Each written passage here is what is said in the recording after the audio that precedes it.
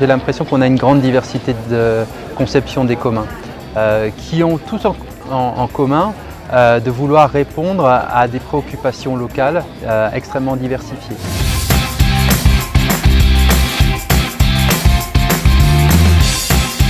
Alors, les communs reviennent à la mode aujourd'hui parce qu'on a de nouvelles problématiques qui émergent. Des problématiques par exemple comme celle de la gestion de la biodiversité, de la gestion du déficit de services publics en milieu rural, mais aussi dans certains quartiers très urbains. Et également des problèmes qui sont des problèmes récurrents, qui ne nous ont jamais quittés, mais par rapport auxquels les solutions par le marché, les solutions publiques montrent leurs limites. Aujourd'hui, les objets sur lesquels portent les communs sont de deux ordres principalement.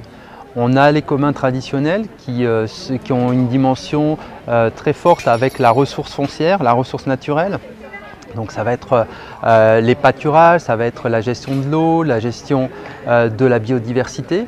Mais on a aussi des éléments qui sont d'ordre beaucoup plus immatériel et qui relèvent du savoir-vivre en commun, qui relèvent également des services à la population, des dimensions patrimoniales, des dimensions culturelles associées aux communs. Pourquoi on s'intéresse à ces communs et pourquoi finalement on fait appel à des historiens? On s'intéresse à ces communs parce que les grands modèles d'organisation de l'économie qui ont fonctionné pendant 2 siècles, le modèle libéral qui a été dominant et son contre-modèle qui était le modèle socialiste, ont été des modèles qui ont montré, il y a peu de temps finalement, à partir de l'effondrement de l'URSS, à partir de la crise de 2007-2008 pour le capitalisme, qu'ils arrivaient à bout de souffle.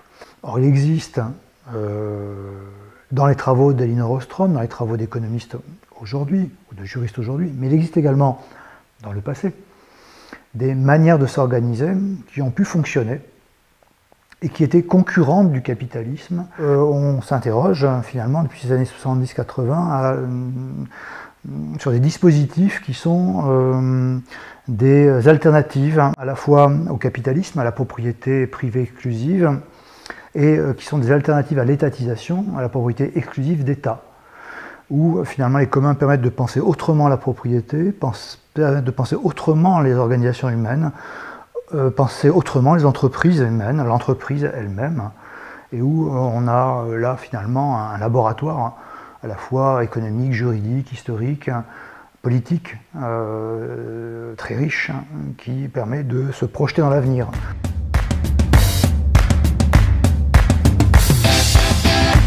Coralie, c'est un groupement de citoyens qui, il y a une dizaine d'années, un peu fou, comme souvent dans ces projets-là, on ne s'est pas trop en fout les pieds, qui, sur un flanc de colline qui allait être bétonné par un promoteur, s'est dit non, non, c'est pas possible, ce lieu est trop merveilleux, qu'est-ce qu'on peut faire? Et la première chose, c'était de se grouper pour financer un foncier, un terrain, pour ensuite bâtir, construire un habitat partagé, qui existe maintenant, donc ce n'est pas un projet, c'est une réalité.